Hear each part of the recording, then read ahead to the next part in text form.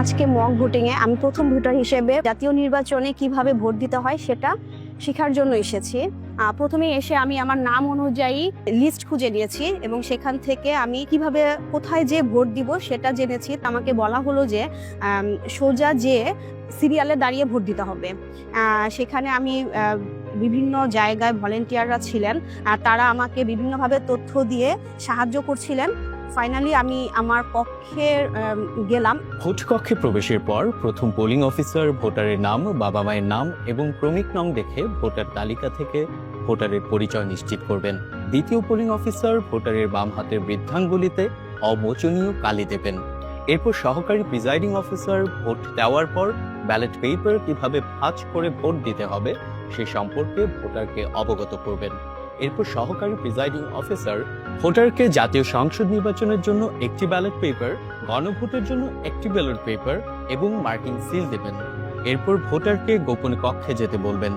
গোপন কক্ষে ভোটার তার পছন্দ অনুযায়ী জাতীয় সংসদ নির্বাচনে ও গণভোটের ব্যালট পেপারে মার্কিং সিল দিয়ে ভোটাধিকার প্রয়োগ করবেন। ভোটার মার্কিং সিল ব্যবহার করে ভোট দেওয়ার পর ব্যালট পেপার দুটি প্রথমে লম্বালম্বিভাবে ভাঁজ করে এবং তারপর আড়াআড়িভাবে ভাঁজ করে একই ব্যালট বক্সে দুটি ব্যালট পেপার জমা দেবেন বা ফেলবেন।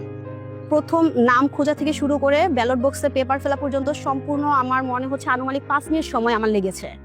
ফাইনালি আমার মনে হলো যে আসন্ন জাতীয় নির্বাচনে প্রথম ভোটার হিসেবে আমি সুষ্ঠুভাবে পারফেক্টভাবে আমি আমার ভোটটা সম্পন্ন করতে পারবো বলে আমি আশা ব্যক্ত করছি।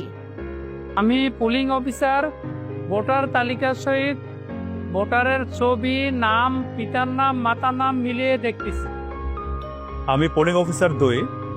পোলিং অফিসার 1 যখন ভোটার শনাক্ত করেন, এরপরে আমি ভোটারের আঙুলে অমোচনীয় কালি দেই। আমি সহকারী প্রিজাইডিং অফিসার। পোলিং অফিসার কর্তৃক শনাক্তকৃত ভোটারকে আমি ব্যালট ইস্যু করি।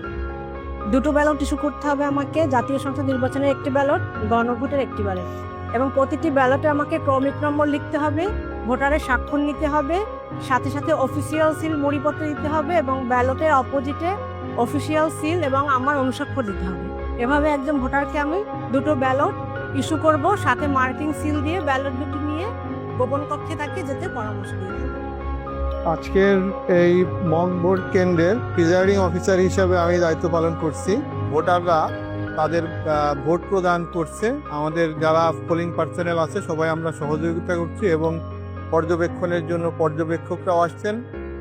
তাদের সবার উপস্থিতিতে আমরা সুষ্ঠুভাবে ভোট গ্রহণ করছি এবং আশা করি আমাদের যে কার্যক্রম আছে সেই কার্যক্রম আমরা সঠিকভাবে করতে পারবো।